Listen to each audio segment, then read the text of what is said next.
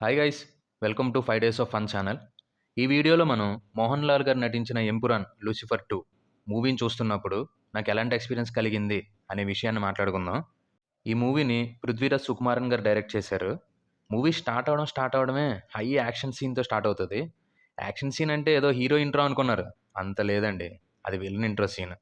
Villain ఎంత brutal character అనేది ఒక్క సీక్వెన్స్‌తో ఎస్టాబ్లిష్ చేస్తారు. అది ఎక్స్‌ట్రార్డినరీ అనిపించింది.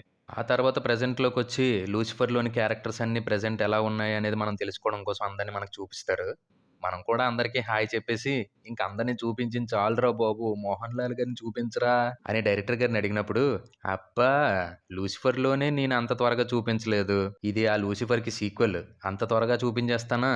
అని హీరోకి సంబంధించి ఇన్వెస్టిగేషన్ టీమ్ అని ఫారెన్‌లో ఏదో టీమ్‌ని మన ముందు పడేస్తారు. మన ముందుకొచ్చి వాళ్ళలో వాళ్ళు ఏదేదో మాట్లాడేసుకుంటారండి. అటు ఇటు పరిగెట్టేస్తారు, హడావుడి చేసేస్తారు. అసలు మనకేం అర్థం కాదు అక్కడ ఏం జరుగుతుందో. ఇంకా ఆ గోలంతా అయిపోయిందనేసరికి ఫస్ట్ పార్ట్‌లో సగంలో వదిలేసిన పొలిటికల్ డ్రామాని చూపించడం స్టార్ట్ చేస్తారు. మోహన్ లాల్ గారి ఎంట్రీ కోసం అక్కడున్న క్యారెక్టర్స్ ఎంతలా ఎదురు చూస్తున్నాయనేది మనకు చూపిస్తారు. అదంతా చూస్తున్నప్పుడు, అరేయ్! మీకంటే ఎక్కువ మేమెదురు చూస్తున్నాంరా! మాకు చూపించండ్రా! ప్లీజ్‌రా! అని అనిపిస్తది. ఇంక ఇంత రాద్ధాంతం అయ్యేసరికి అప్పటికి మూవీ గంట అయిపోతుందండి. అప్పుడొస్తారు సార్ మన 'మోహన్ లాల్' గారు. నిజం చెప్తున్నా అండి. మూవీలో ఆ సీన్ చూస్తున్నప్పుడు 'మల్లేశ్వరి' మూవీలో వెంకటేష్ గారు బ్రహ్మానందం గారితో అంటారు గదా! తిరుపతి వెంకటేశ్వర స్వామిని చూసినప్పుడు కూడా ఇంత ఆనందం కలగలేదని. సేమ్ ఫీలింగ్ అండి. అసలు ఏ మాత్రం మార్పు లేదు అందులో. ఇంకా నెక్స్ట్ 'మోహన్ లాల్' గారు అసలు ఏం జేస్తున్నారు? ఆయన అసలు ఏం చేసేవాళ్ళు అనేది మన ముందు సీన్ బై సీన్ ప్రెజెంట్ చేస్తా వస్తారు. ఇంకలా ఎళ్తా మూవీ ఇంటర్వల్ సీన్‌కి దగ్గరికొస్తదనమాట.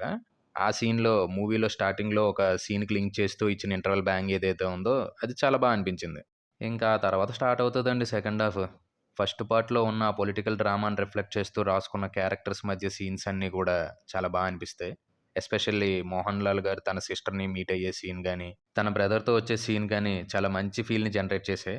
అండ్ క్లైమాక్స్‌ని విలన్ ఇంట్రో సీన్‌కి లింక్ చేస్తూ మూవీలో వచ్చి ఒక ఇంపార్టెంట్ క్యారెక్టర్‌కి రాసుకున్న ఫ్లాష్ బ్యాక్ కానీ, ఆ క్యారెక్టర్‌కి ఇచ్చిన ఎండింగ్ గాని సూపర్ అంటే సూపర్ వచ్చిందసల. అంతే అండి. అంతకు మించి మూవీలో ఏం లేదు. 'లూసిఫర్' మూవీ చాలామంది కనెక్ట్ అవ్వడానికి కారణమే ఆ డ్రామా అండ్ పొలిటికల్ గేమ్. ఈ 'ఎంపురన్' మూవీలో హీరో క్యారెక్టర్ అసలు ఎవరు అని మనకు పరిచయం చేయడం కోసం తీయడం వల్లేమో డ్రామా అసలు లేదు.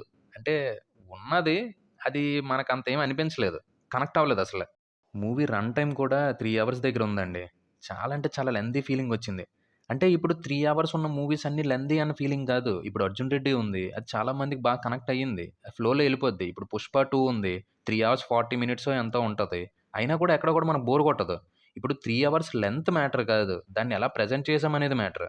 మూవీ మొత్తంలో నాకు బాగా చిరాకు పుట్టించిందేంటి అంటే 'లూసిఫర్' అన్న పేరుకి రాసుకున్న ఎలివేషన్స్ అమ్మ బాబోయ్! Too much అయిపోయిందసల.